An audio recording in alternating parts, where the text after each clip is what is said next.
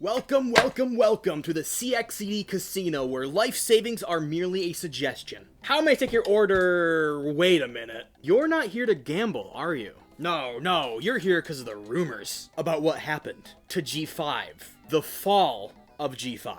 Yeah, well, sorry kid, but I don't got all the answers for you. There's a lot of speculation inside of the community of why G5 came out the way it did. The show had bad writing, bad animation, bad toys, no toys, but truth be told, nobody but Hasbro really has the right answer. I guess you'll just have to turn and walk the other... Alright, fine, I'll tell you what I know. But first, I want you to know something, kid. Like I said earlier, I don't know everything. What you are about to hear is entirely speculation about things that happen behind closed doors. Although I'm pretty confident in what I say, there's always a chance that I'm very, very wrong. Really quickly though, I'm going to bring up my stoplight, and that is basically my confidence level. Green means what I'm saying I'm very confident in. Yellow means I'm pretty sure, but there's always a chance something else could have happened. And red means I am running on pure speculation. So you'll watch that stoplight change and adjust every once in a while, depending on what I'm talking about. So, don't take what I say for granted. There's always a chance I am very wrong. Did somebody mention G5? My boss arrived! What do you want? I still remember the day G5 started. It was like any other day, but there was a new movie. Yeah, well, that's fantastic. But could you tell us more about G5? G5 followed G4, which was widely considered to be the best MLP generation out of them all. It sparked a nearly decade-long TV show with a ginormous audience that took over the internet for some time. So when it was time to try to make a 5th generation of My Little Pony, Hasbro got right to work. In 2021, Hasbro released a movie called My Little Pony: A New Generation, which was considered to be even better than some of the content that came out of G4. But when the follow-up TV show came out just a couple months later, it was a massive dip in quality and absolutely destroyed the goodwill the fandom had for G5. Expectations were high, and Hasbro failed to deliver on all of them. And there it is, the story about G5, from its rise to its fall. You can leave the way you came, otherwise I'm gonna have to get security to come kick... well, in that case, Are you taking bribes? No, I'm just taking money! What the fuck? That's enough out of you. Okay, if you want to know the real story behind G5, I'll tell you, okay? But I'm warning you, it's a twisted, tricky trail. And I need you to pay attention because things are going to get complicated very fast. G5 began production all the way back in 2017. The previous generation, G4, was airing on Discovery Family for a number of years, but had its viewership steadily falling, and Hasbro could quite clearly see where the series was going to eventually go, in the garbage. But G4 had done exceptionally well. It was a very popular TV series, especially in its early days. And Hasbro, at this time, wasn't stupid. They were going to keep making MLP generations, and they wanted G5 to be as popular, if not more popular, than G4. Hindsight's a bitch, ain't it? So they began to do their homework, and learned that people love G4 because of its world and its characters. They basically wanted G5 to be G4, but 10 times better. In this internal leak slideshow from 2017, it tells us a few things. At this point in time, 2017, the same year the movie came out, Hasbro already knew they wanted a good versus bad story, without any room for morality. That eventually evolved into Opaline, who was just a bad character with no redeeming qualities. They also, in 2017, 4 years before G5 launched, knew that they wanted to go to Ponyville, Cloudsdale, and the Everfree Forest. What's funny is that these 3 things are actually in G5. This turned into Maritime Bay, Zephyr Heights, and Bridalwood.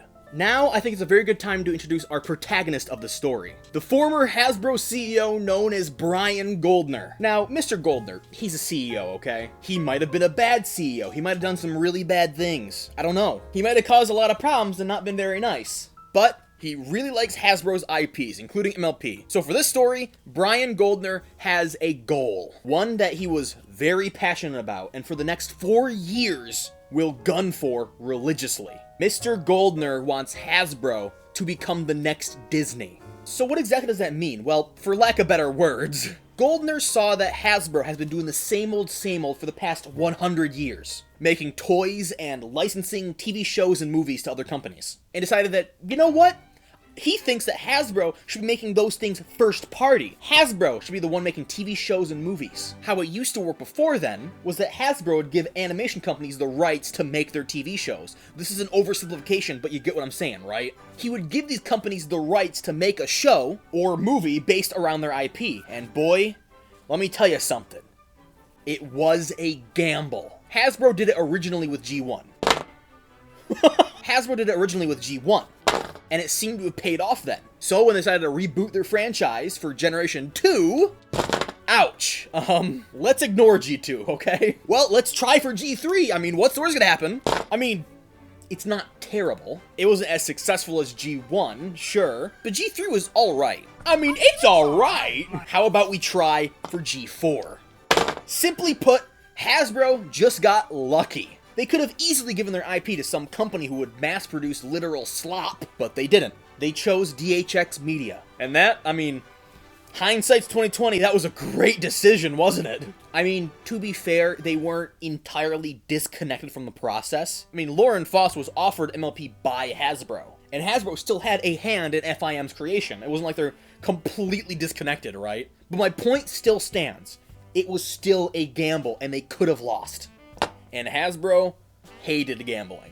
Disney, for instance, had all their TV shows and movies produced in-house, under direct supervision, which means that Disney had a lot of control over what they were making. Goldner wanted Hasbro to be like Disney. So, in 2016, they began their plan. In 2016, they got to work and purchased Boulder Media. Boulder Media is pretty well known in the animation industry for making some pretty good hits. They've made, if not worked on at least, a few shows you might recognize. How about Foster's Home for Imaginary Creatures? Remember that show? Wander Over Yonder?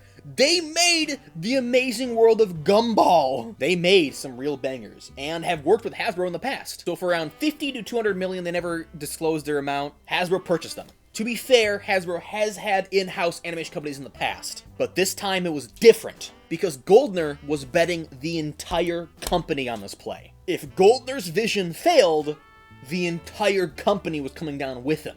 I'll get back to that in a minute. So, Hasbro needed an IP to prove to the world that they're going to become a Disney corporation. And their plan was simple. They were going to try to reboot as many IPs as possible. And so, they decided to start with MLP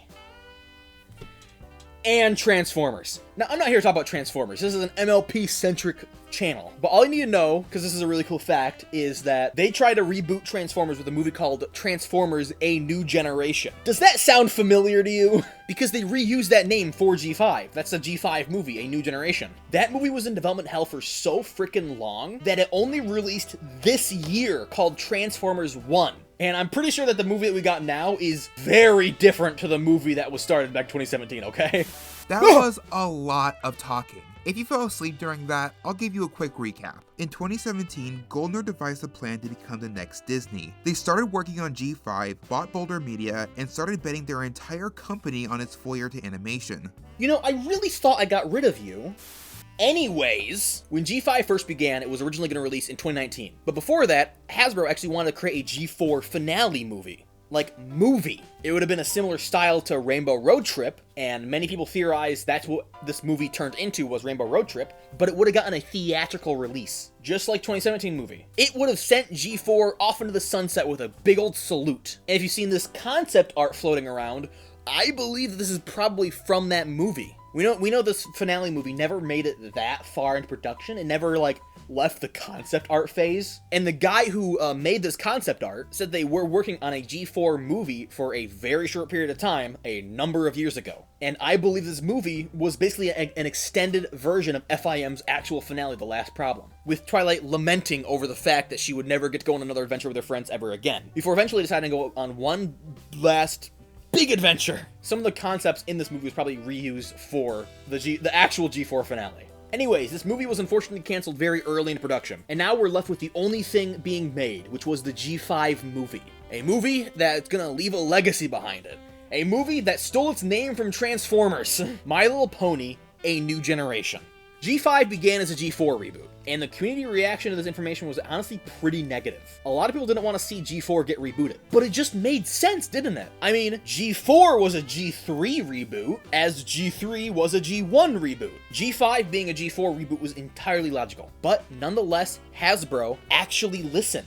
On internal leaked emails, Hasbro actually circulated within their departments fan-sent emails expressing their disinterest and begging them not to make G5 a G4 reboot. And they didn't. If you can't tell already, they want G5 to be a success. This is honestly a much different Hasbro than what the community is used to. This Hasbro wanted a G5 to be as great as possible and knew they were sitting on a money goldmine. So for once, they actually listened to the community cries and turned G5 into its own thing. And that's why G5 isn't a G4 reboot.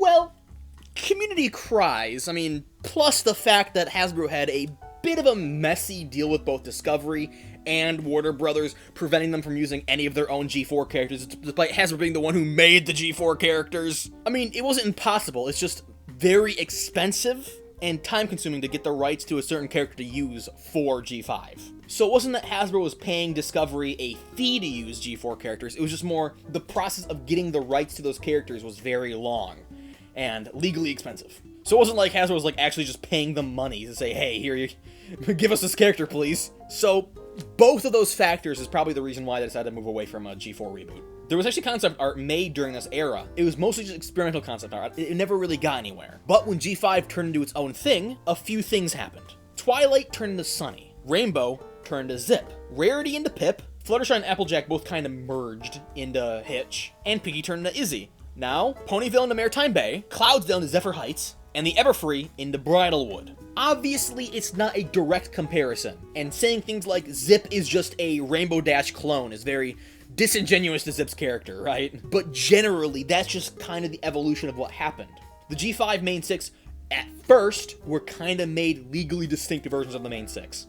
Early concepts, by the way, of Pip and Zip are just freaking adorable. They went, like, really experimental with color on Zip. And Pip looks even more like a flapper than she does in the final thing, right? Speaking of Zip, I found something very interesting while doing research for her character. In the interview, the voice actor for Zip says something quite interesting. She says that Zip has androgynous energy. Was Zip meant to be non-binary? What the hell is that? I mean, with her main colors, maybe. Really, I don't know, but all I know is that the VA calling Zip androgynous was the very first thing she mentioned on the interview, which is very funny to me. At the same time the movie was in production, Boulder Media was also working on a 2D animated show. Now, MLP loves their three-letter acronyms. FIM, TYT, MYM, ANG. Those are all three-letter acronym names. And this 2D show never got a name, so I'm calling it BMP. For Boulder Media Production, because I'm not creative. Boulder Media began working on BMP to release shortly after A New Generation's release in 2019, sometime in 2020. BMP was basically just FIM, but with G5 characters. That's a little disingenuous to its name because it was meant to be more serialized than FIM. AKA each episode would link together in some kind of way, just kind of a little bit similar to how Make Your Mark worked. How every episode was part of a bigger overarching story. But in general, BMP was going to take itself much more serious and cover darker topics. We saw a little bit of this in Make Your Mark, how Misty was kidnapped when she was a foal, and how Sunny lost her parents and things like that, right? I mean, everyone we ever knew in G4 is dead. Equestria has fallen. G5 was supposed to be darker and more serious than G4. Not by much, but they would have at least talked about things like death and taxes. Ugh. That also meant that G5 was going to be appealing to a much wider demographic than G4 was ever going to do. FIM appealed to families, right? It was very good in its job by appealing to everybody, but G5 was going to do that tenfold. And actually, they started doing that. Like when A New Generation released, they sent some influencers packages, like kind of like mystery boxes, like Little Shy. They sent a care package to Little Shy that had things like a wine tumbler in it. That's a wine tumbler? That's not family friendly. They were gonna shoot big for this series. But unfortunately, A New Generation's production wasn't very smooth sailing at all. As a matter of fact, a lot of people would call what A New Generation went through development hell. It was quite rocky. So the movie was delayed to 2020 to hopefully give the team a little more time to figure out what the hey they were actually doing with the movie. In this time, a little something known as the virus began happening, which messed with their schedule even more, and pushed the release date of A New Generation back again to 2021. The movie was supposed to release theatrically, like in movie theaters and stuff. But unfortunately, with the virus happening, the movie was dropped, as nobody really knew what the world would look like in a year with the virus happening, you know? That and Hasbro were kinda toying with the idea of direct-to-video, like streaming services. So looking into streaming platforms seemed more and more likely where MLP would eventually end up. Basically, How do you keep doing this? Basically, G5 turned into its own movie. Boulder Media also began to work on a 2D animated series. The movie was delayed by 2 years, and Paramount dropped it from a theatrical release. Yes, thank you. This is my video. Can you please leave? Thank you. Oh my god. I don't know how she keeps doing that, but anyway. BMP was unfortunately only in development for about 8 months, starting in April of 2019 and ending in December of 2019. But interestingly enough, the series was never cancelled. It never got a big red stamp that said end of life. Instead, internally, it was only ever put on hold, which implies that at this point in time, Boulder Media planned on coming back to BMP to finish it at some point. It was also in 2019 that, do you remember how I said that Goldner was banking his entire company on this becoming a Disney strategy? Yeah, Hasbro decided to buy E1 Entertainment for $4 billion. $4 billion with a B.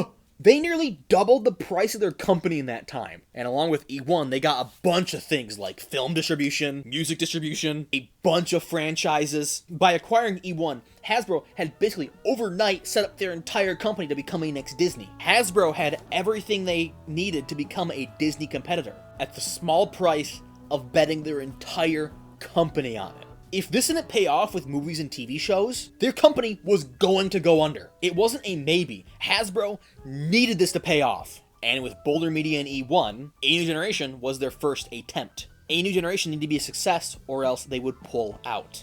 Now to be clear, they didn't buy Boulder Media and E1 just for MLP. MLP was just the proving grounds. MLP was being used to show the world that they could do with Disney. They were planning on doing this to all their IPs. I want to see the freaking reboot of Mr. Potato Head, man. This entire huge gamble was happening entirely because of Goldner. Mr. Goldner, he loved Hasbro. He wanted to see Hasbro take the company to the next level. Unfortunately, a lot of the Penguin suits at Hasbro really didn't see eye to eye with him. But thankfully, I mean, they couldn't do anything. Goldner was the CEO, and although the papers looked bad, Goldner knew what he was doing. He knew that amassing this kind of debt would eventually pay off in the long term. Goldner knew what he was doing. If FIM rolled a 10, then Goldner wanted G5 to roll a 12. Goldner was putting billions of dollars into making G5 turned out good. He freaking bought the entire casino and weighted dice. The one thing he didn't consider, however, was himself. The other higher-ups at Hasbro really didn't like this. They thought this risk-taking adventure was extremely dangerous, and to be fair, it was, but Goldner knew what he was doing. If this bet didn't pay out, the company was over. And with Goldner at the head of the company, there really wasn't much it could do. Until in August of 2020, Goldner publicly announced that he had cancer. Goldner has had cancer since 2014. This entire thing of making Hasbro become the next Disney was simply him preparing Hasbro for when he was gone. He probably knew that he wasn't going to be around to see the fruits of his labor, but he was going to try his absolute hardest to make sure that Hasbro became the next Disney. It was also around this time that behind the scenes, G5 began to fall apart. There is an absolutely clear separation between Goldner's plan and corporate Hasbro's plan. And this is it, right here. Goldner announces he has cancer, everything begins to fall apart. As a recap, the 2D series was put on hold, Hasbro bought E1, and the higher-ups at Hasbro are starting to get nervous. The tragedy of G5 is in conjunction to the even worse tragedy that happened to Goldner. There's a theory that believes when Goldner was diagnosed with cancer, the higher-ups at Hasbro took over many of his responsibilities, whilst he stayed at home to spend the time he had left with his family. Remember how I said the higher-ups were nervous? Well, now we're going to introduce our villain of the story. His name is Chris Cox. Cox? Shut up. Chris Cox was a higher-up at Hasbro, who, much like the other higher-ups, absolutely hated Goldner's dangerous plan. And when Goldner started taking steps away from the company, Chris Cox started slowly gaining more and more power. His vision of Hasbro was very different than Goldner's vision. He thought that Hasbro should stay a toy company forever. Forget all this movie and TV show hubbub. Hasbro began as a toy company 100 years ago, and he was going to make sure that Hasbro stayed a toy company. Why would Hasbro decide now of all times to change up the formula? licensing out TV shows and movies had worked for 100 years before he came on, so why should Goldner change it? After all, that's what worked with FIM. So, under Chris Cox, Hasbro began dismantling Goldner's plan of becoming Disney. And under Chris Cox's new Hasbro, they struck up a deal with Netflix. When A New Generation was dropped from a theatrical release, Netflix had seen how popular FIM was, and began works to make a TV show and movie specifically for Netflix. Here's a very important distinction. Netflix didn't buy the exclusive licensing rights for a movie and a show. No, they bought a movie and a show. They didn't buy the right to have the movie in the show, they bought the movie in the show. Well, the movie was A New Generation. That much was pretty obvious. So, what was the show? Were they gonna revive BMP? No. They were gonna make a little infamous show known as Make Your Mark. Make Your Mark was in production at the absolute earliest, December of 2020. The thing is that we don't know if Make Your Mark was being developed specifically for Netflix, or if Netflix just picked it up. Hell, we don't actually even know if Make Your Mark was always 3D. It could have started out 2D as well, we have no idea. But Netflix made Hasbro an offer they just could not refuse. Netflix would cover the cost of both Make Your Mark and A New Generation. Hasbro, especially being in the amount of debt they were, could not say no to this deal, because they also couldn't lose on this deal. If A New Generation and if Make Your Mark came out bad, Hasbro wouldn't feel it at all. They had their production paid for by Netflix. It was a win-win for Hasbro. It is also very important to know that Atomic Cartoons didn't start working on a Make Your Mark until the absolute latest May of 21, which means that Atomic Cartoons might have only had 1 year to work on Make Your Mark. Only a year! For a 2D show, that's probably not a big problem. But for a 3D show, like Make Your Mark, it was just crazy, but we're gonna get into that later, don't worry. By the time A New Generation released on Netflix in 2021, G5 was already falling apart. The dream that Goldner had set up years ago for G5 to become a massive success was buried into the ground. It was just a faint whisper. When A New Generation released, however, it told us something very important. Billions of dollars, half a decade, and hundreds of people made sure that G5 was gonna be perfect. And the movie perfectly encapsulated that. All those years of development hell paid off, because the movie was everything G5 set out to be. Hasbro listened to their fans and made an incredibly rock-solid base.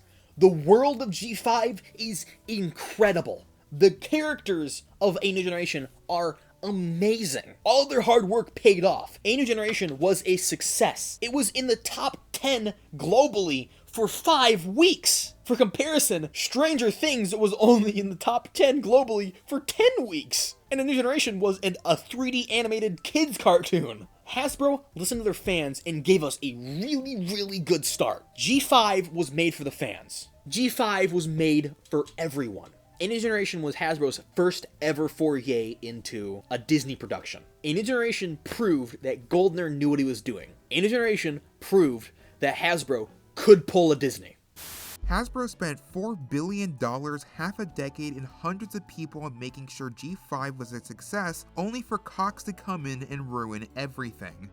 To rub salt in the wound, Goldner died later in 2021. He watched A New Generation launch and how successful it was, but unfortunately, he wasn't there to see the entire fruits of his labor. And honestly, thank God he wasn't. Cox, the antagonist of the story, takes his place as the CEO of Hasbro. Make Your Mark was worked on for potentially only a little over a year. The script had near constant meddling by the new corporate Hasbro to make sure that it wasn't, good. And there was nearly constant cost-cutting and time-saving measures that turned the script into an absolute mess. I can't tell you much, but all you need to know is that the original drafts for chapters of Make Your Mark were very different than what we got. And the worst part is that Gillian Barrow, the writer for Make Your Mark and a lead writer for A New Generation, she can make good scripts. She's not a bad writer. Make Your Mark has permanently stained her reputation. I mean, Gillian Barrow's really good at her job when Hasbro's not doing this to her production. If you think the scripts are bad,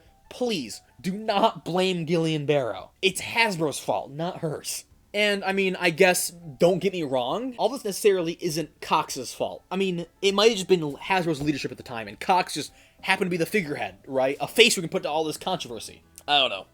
All I do know, however, is that a lot of Hasbro employees who work at Hasbro specifically point the finger at Cox for G5's failure. I'm sorry if things got kind of sad here, because this isn't a happy story. There is not a happy ending. We don't know exactly when Make Your Mark got its, like, horrible deadline, but what we know for sure is that Chapter 1 was released in a unfinished state. And no, you heard me right. I said unfinished. I didn't say a rushed state. I didn't say an unpolished state. Chapter 1 was literally unfinished. I've been told by some people, wink, that the model that Opaline uses at the very end of Chapter 1 is literally unfinished. She's in darkness because, yeah, sure, it makes for a good villain entrance, but also because she was literally not done. That's why Opaline looks so vastly different between Chapter 1 and Chapter 2. When Make Your Mark released, it was in a very rough shape. The writing was terrible, the animation was janky at best. The set pieces are like ghost towns, but all this was because, like I said, Chapter 1 was literally unfinished.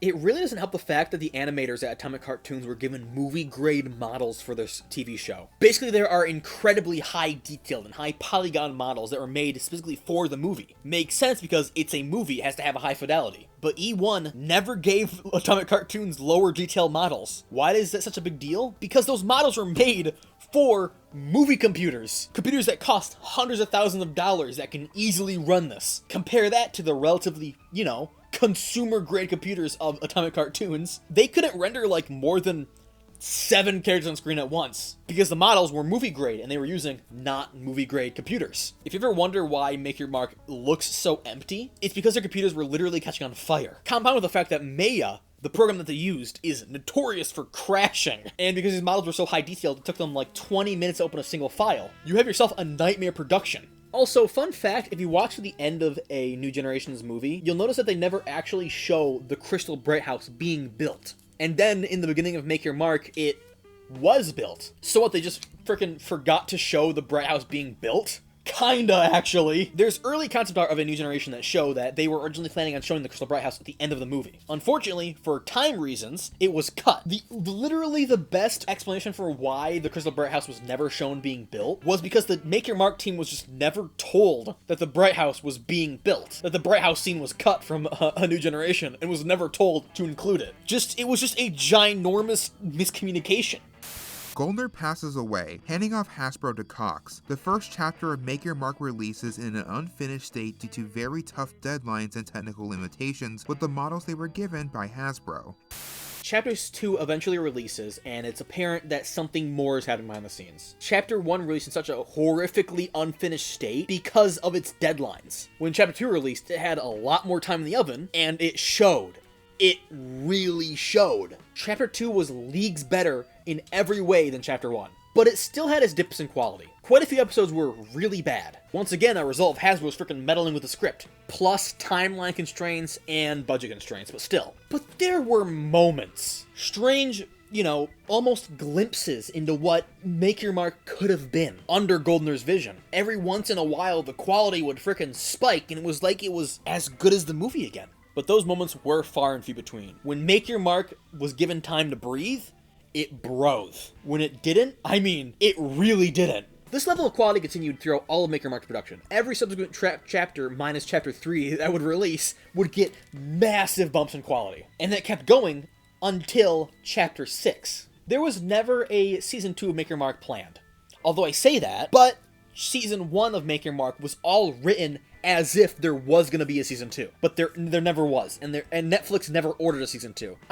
Secrets of Starlight was written as a Season 2 premiere. It was never gonna be one, but for whatever reason they've written it like that. Although I do say all this, but there was a Season 2 of Make Your Mark proposed to Netflix, and they did have a rough draft outline of the story of Season 2 Make Your Mark, but Netflix quite wisely decided to say, no thank you, and Netflix turned them down. Probably after seeing what happened, honestly. Now, what about Tell Your Tale? The 5-minute clip show? Why haven't I talked about that? Tell Your Tale is very, very, obviously, massive G5 media, especially in the fact that Tell Your Tale for a little while became the only show. But there's a very good reason why I never talked about Tell Your Tale yet. Because I have no place to fit it. Nobody really knows why Tell Your Tale even exists. All we know is that Tell Your Tale reused concept art from BMP. That's why Tell Your Tale looks so visually similar to the concept art of BMP, because at some point, BMP's concept art was given to Little Critters Workshop for Tell Your Tale. Tell Your Tale was never meant to be MLP's only TV show. It was always meant to be supplementary to the main show. So when Make Your Mark ended, Tell Your Tale became MLP's only show. It was never meant to do that. But do you remember how I said that Season 2 of Make Your Mark had like a rough outline made for it? Some of that rough outline actually made it into Season 2 of Tell Your Tale. If Tell Your Tale finished, it would have told a very similar story to what Season 2 of Make Your Mark would have told. To rub salt even freaking deeper into the wound, Chris Cox then turned around and sold Boulder Media to a company called Princess Pictures. Not much later, he also sold E1 Entertainment for $500 million. He bought it for $4 billion and sold for $500 million. And Hasbro didn't even use that money. They gave that money right back to their debt. Talk about fumbling the bag, am I right? Remember how I said earlier that Goldner was betting the entire company on this plan? Yeah. Because Cox dissembled the entire dream team for G5, Hasbro financially is in a very bad spot. His decision to revert Hasbro to the way it used to work is really biting them in the ass. And the company, I mean literally as of recording, the company might actually still go under for it. Because Hasbro has $4 billion worth of debt to pay off. And now to the present day. Hasbro is still suffering from Cox's decision to change direction in the middle of Goldner's plan. Tell Your Tale continued being MLP's only remaining TV show until somewhere during February of 2024, it was unexpectedly canceled, in the middle of making a second season. Only 23 of 100 episodes were ever actually made. And by the time of writing the script, only 2 episodes are left to release. Little Critters Workshop, the guys behind Tell Your Tale, actually had massive layoffs because of this. That sucks. In February 2024, Hasbro gave up on G5 and wiped their hands clean of it. And really, that's the end of G5. It went out with a whimper. It was left on cliffhanger after cliffhanger. It never even got like any toys at all. And really, it was ruined by Chris Cox. If I could wrap this up real quick, let's get back to gambling for a second. Oh, my favorite! Gambling! Imagine you are Hasbro. You've always loved gambling at this casino, and for your entire life, you've always wanted to roll the dice at this one table. Sometimes you roll high, sometimes you don't, but this time, you plan on betting everything on this dice roll being high. So you begin to make your preparations. You buy weighted dice, a trick table, and even hire a mathematician to guarantee your roll will be high. And then, for good measure, you buy the entire casino. Only then were you ready for that dice roll, when you were completely in control.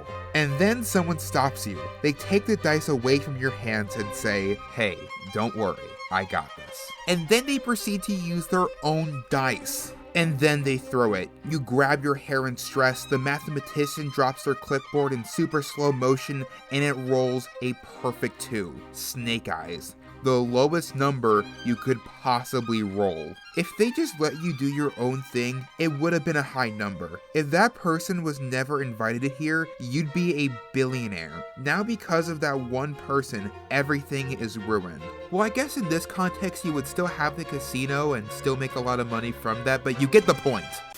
The people at Hasbro really loved MLP. They wanted to see it succeed. They bet billions on making sure MLP turned out entirely 100% successful. And it was freaking ruined. In a Generation proves that MLP could have been another big franchise again. And it was ruined. And now Chris Cox is doing the exact same thing Goldner did, but with game development for some reason.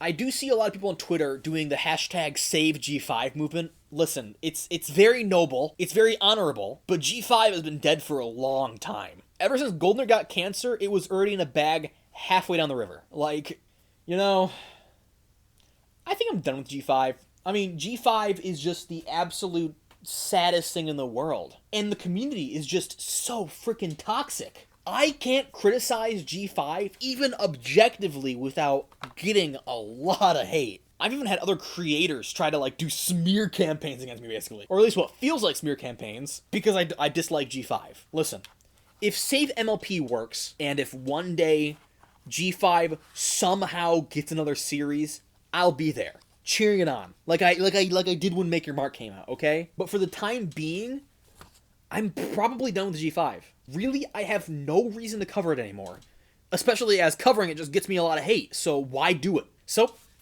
for the foreseeable future, I am done with G5. I'm going back to G4, and I will cover any G6 news. Maybe if I have a really, really good idea, I'll do it. I don't know. But for the time being, it is just over. So, if you're a certain G5 creator who likes to stalk my comments and leave negative things, congratulations, you got your wish. I am done with G5. I'm thinking about done. Make sure to subscribe, and I will see you guys later. Remember, kids, always intolerate intolerance.